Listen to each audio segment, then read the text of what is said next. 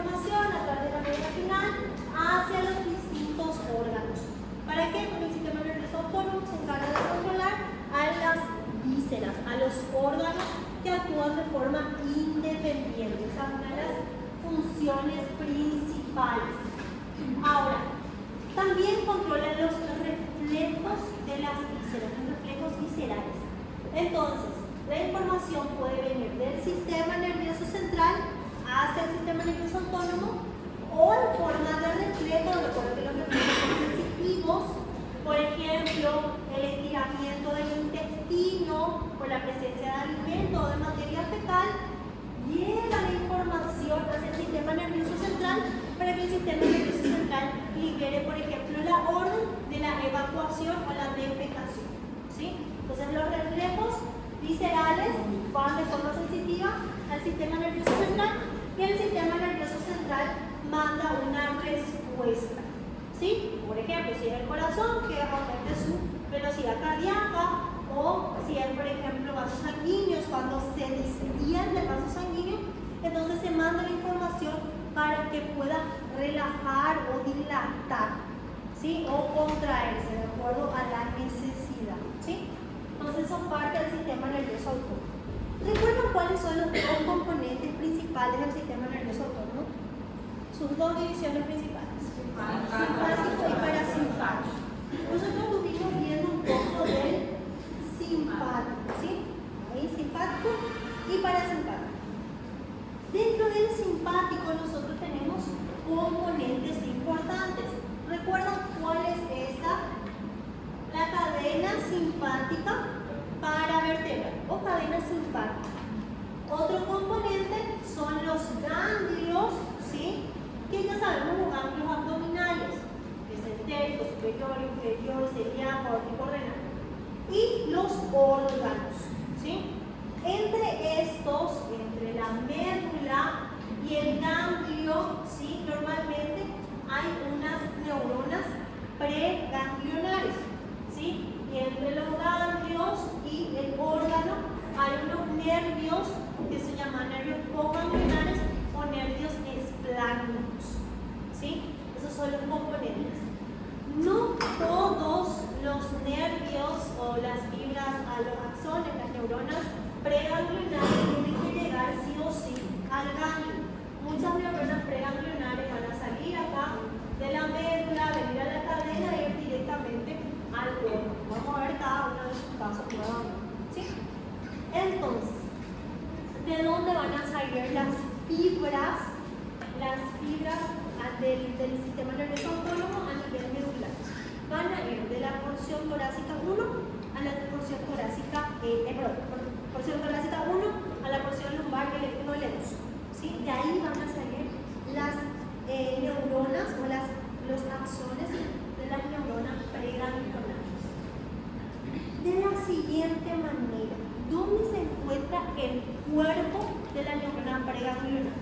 Porque cuando hablamos de sistema nervioso autónomo, acá, neurona preganglionar y neurona postganglionar son sus dos componentes. ¿Sí? ¿Me siguen hasta ahí? No estoy yendo muy rápido.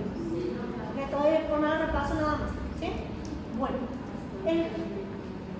el cuerpo de la neurona preganglionar va a estar acá en el asta intermedio lateral.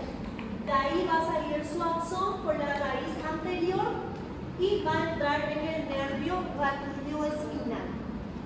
Del nervio raquídeo espinal va a seguir las siguientes vías.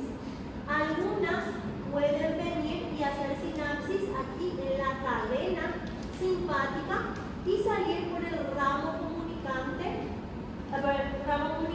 gris, porque aquí hay dos ramas, ¿sí? El nervio espinal o el nervio raquídeo da una rama hacia la cadena simpática. Esa rama se llama ramo comunicante blanco. Y de la cadena simpática hacia el nervio espinal o raquídeo tenemos una comunicación que es el ramo comunicante gris. Entonces, del nervio espinal a la cadena simpática, ramo comunicante blanco; de la cadena simpática al nervio raquídeo, ramo comunicante gris. Entonces, este axón de la neurona preganglionar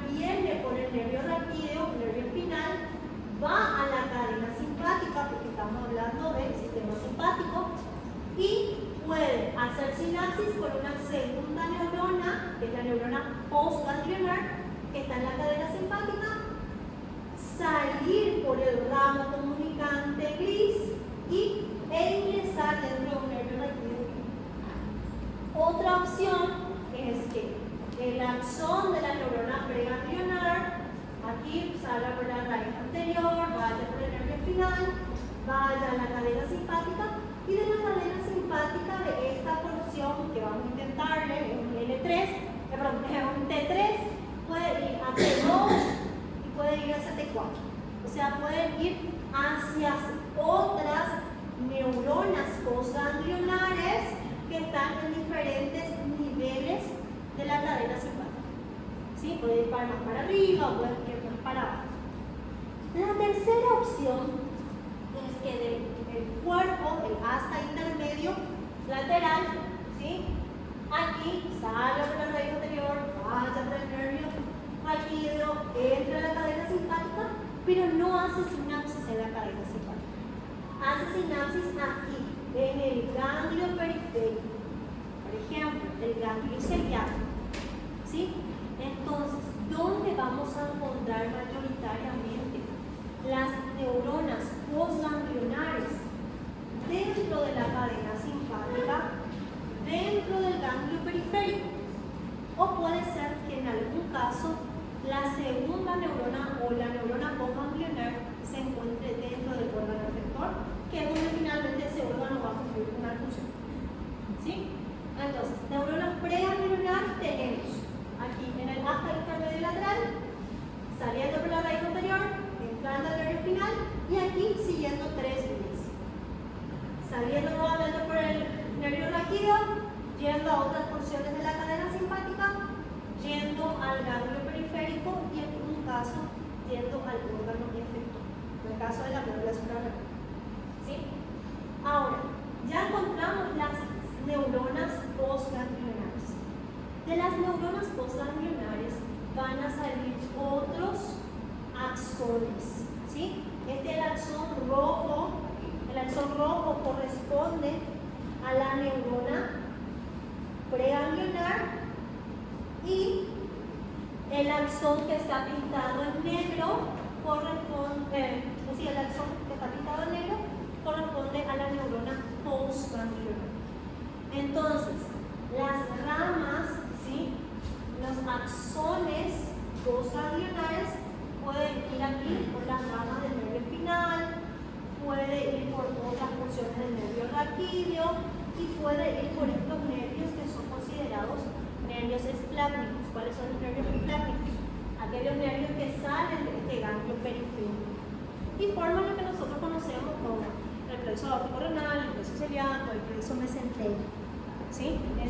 Todos los plexos, o la mayor parte de estos plexos de los que estamos citando, contienen axones de neuronas postganglionares. ¿Qué pasa con este nervio? Puede ir a diferentes órganos, como órganos de la piel, para la sudoración, puede ir a hacer los vasos sanguíneos, ¿sí? Estos, que son de los ganglios periféricos, terminan en porciones principalmente del tubo digestivo. Entonces, por ejemplo, queremos inervar estómago. Va a salir entonces la neurona preganglionar aquí del asta intermedio lateral, por la raíz anterior, va hacia el nervio raquídeo, sale por el ramo comunicante blanco, el ramo comunicante blanco no hace sinapsis en la cadena simpática, sino que pasa directamente al ganglio periférico. En el ganglio periférico, el ganglio celíaco, recién hace sinapsis con la neurona postganglionar. Esta neurona postganglionar quita un axón que va hacia el órgano. Inventamos estómago. Y ahí el estómago puede tener sus diferentes funciones. ¿Me siguen hasta ahí? No sé qué estoy yendo así, ¿no?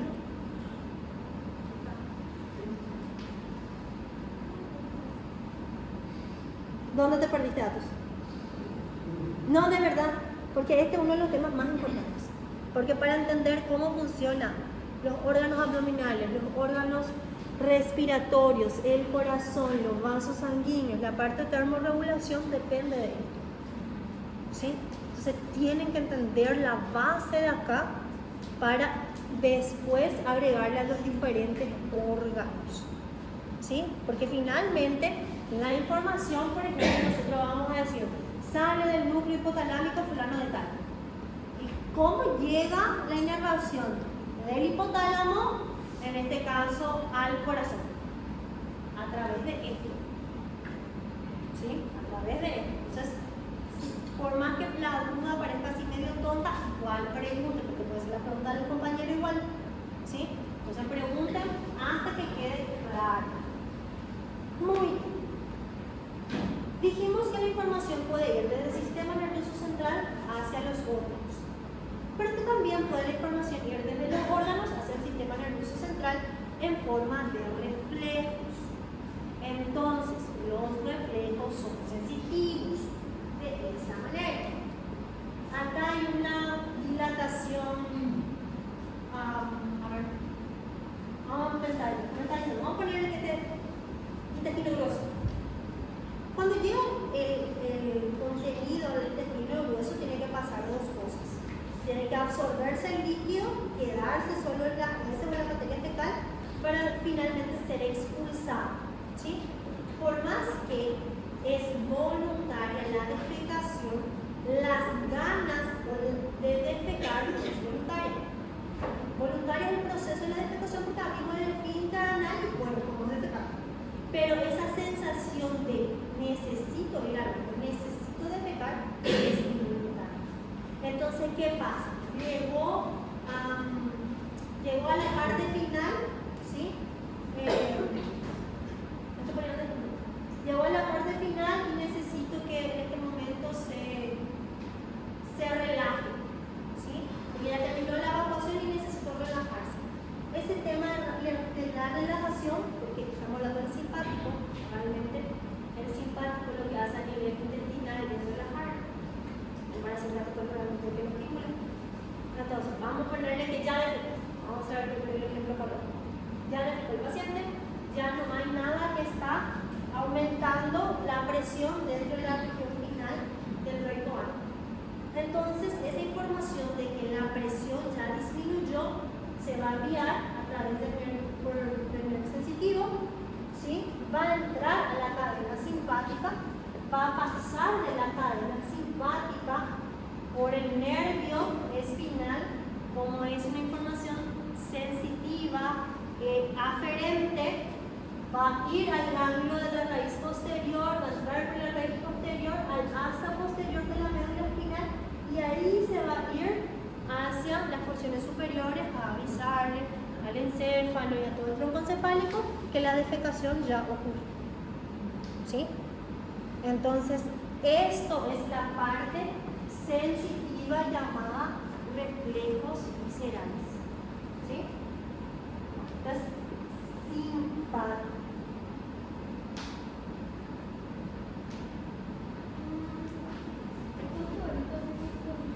Ahí está.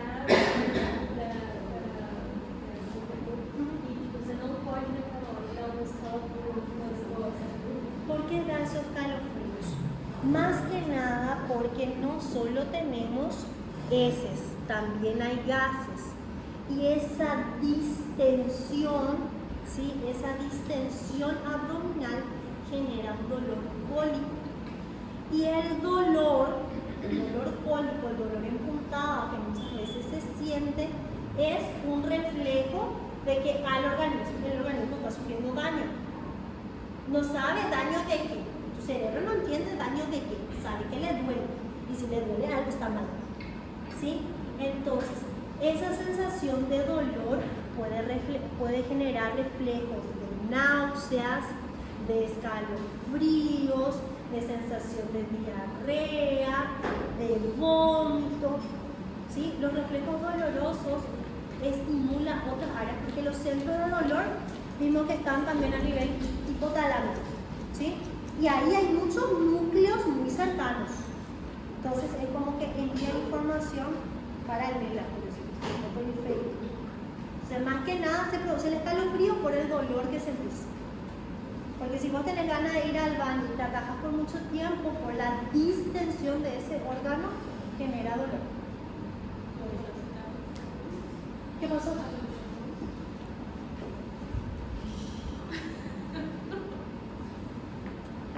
Perdón, Thaisa, me olvidé del micrófono.